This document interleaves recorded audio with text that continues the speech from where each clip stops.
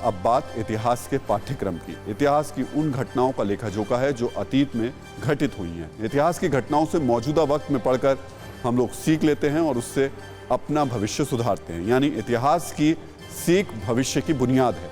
देश के इतिहास के पाठ्यक्रम को लेकर विवाद हो गया है। विवाद इसलिए क्योंकि एक पक्ष नए साक्ष्यों की रोशनी में इतिहास में बदलाव चाहता है, वहीं दूसरा पक्ष कह रहा है कि जो इतिहास है वो सही है, उसमें बदलाव मुमकिन नहीं।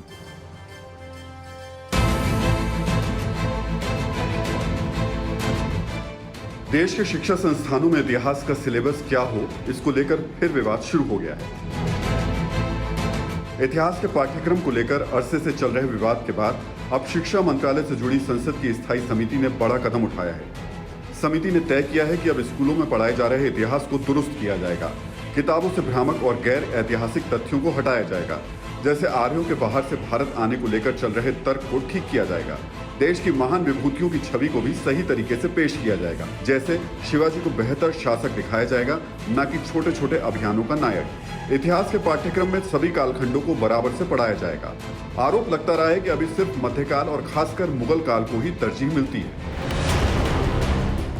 इतिहास लेखन को लेकर उठते सवालों के बीच एक पक्ष पहले से पढ़ाए जा रहे सिलेबस को ही जारी रखने की हिमायत कर रहा है। वहीं दूसरे पक्ष का तर्क है कि नई रिसर्च और तथ्यों के सामने आने के बाद से इतिहास के पाठ्यक्रम में बदलाव जरूरी है। कि वर्षों से हम जो पढ़ते चले आ रहे थे, इतिहास जो पढ़ रहे थे, उसको एक भारतीय दृष्टिकोण से देखने की ज़रूरत थी। इसलिए भारत के बारे में जानें, भारत की जो पुरानी सभ्यता है उसके बारे में जानें, भारत के गौरवशाली इतिहास के बारे में जानें। ये तो कोई भी सोचता है। अपने देश के गौरवशाली इतिहास के बारे में जानना तो कोई गलत बात नहीं है। तो इसलिए हमने उसको ये सोचा कि हम लोग भारतीय दृष्टिकोण से, इंडियन पर्सपेक्टिव से उस सिलेबस को कैसे देख सकते हैं। शिक्षा मंत्रालय से जुड़ी संसद की स्थायी समिति ने इतिहास का नया पाठ्यक्रम बनाने का कदम ऐसे वक्त में उठाया है जब राष्ट्रीय शिक्षा नीति के तहत स्कूली पाठ्यक्रम को नए सिरे से तैयार किया जा रहा है। यूजीसी ने चंद दिन पहले ही अंडर ग्रेजुएट प्रोग्राम में इतिहास के पाठ्यक्रम बदलाव का प्रस्ताव किया है।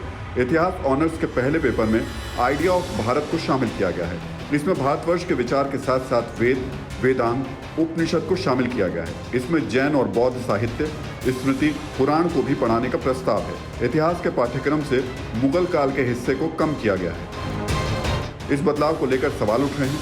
सवाल मौजूदा पाठ्यक्रम पर भी हैं। ऐसे में सवाल ये कि आखिर इतिहास किस नजरिए से पढ़ाया जाए।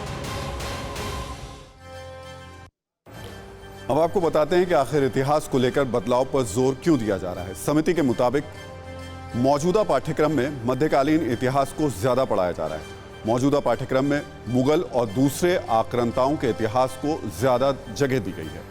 मौजूदा सिलेबस में प्राचीन और आधुनिक इतिहास का हिस्सा कम है।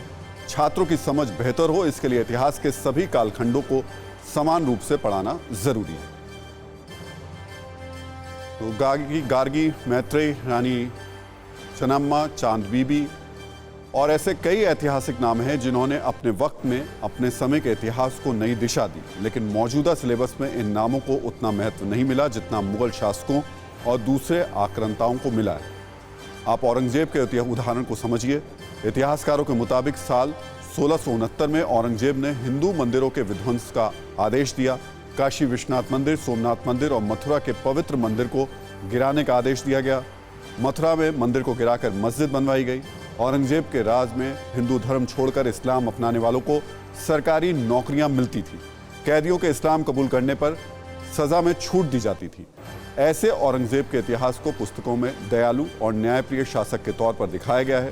पूरे मध्यकाल के इतिहास का बड़ा हिस्सा औरंगजेब के राज पर खर्च होता है, लेकिन गार्गी, मैत्रेयी, रानी चन्नम्मा, चांद बीबी जैसे नामों को फुटनोट के तर्ज पर निपटा दिया जाता है। हर मुगल शासक ने हिंदू पर जाजिया नाम का कर लगाया। इसके बाद भी इतिहास में उन्हें धर्मनिरपेक्ष दिखाया जाता है। सबसे कट्टरपंथी औरंगजेब ने हिंदुओं के लिए मंगाई गई चीज़ों पर टैक्स बढ़ा दिया। औरंगजेब ने गुरु तेग बहादुर को गिरफ्तार कर उन्हें प्रताड़ित किया। इस्लाम कबूल नहीं करने पर गुरु तेग बहादुर का सिर कलम करवा दिया। औरंगजेब ने गुरु गोविंद सिंह के बेटों की हत्या कराई। ऐसे औरंगजेब को इतिहास में सेकुलर छवि वाला शासक बताया जाता है। बताया जाता है कि औरंगजेब ने भारत के बड़े हिस्सों को एकजुट किया और देश में न्याय का शासन स्थापित किया। आज इसी इतिहास पर सवाल उठ रहे हैं। इन सवालों के बाद भी इतिहासकारों का एक पक्ष इतिहास में बदलाव का विरोध कर रहा है।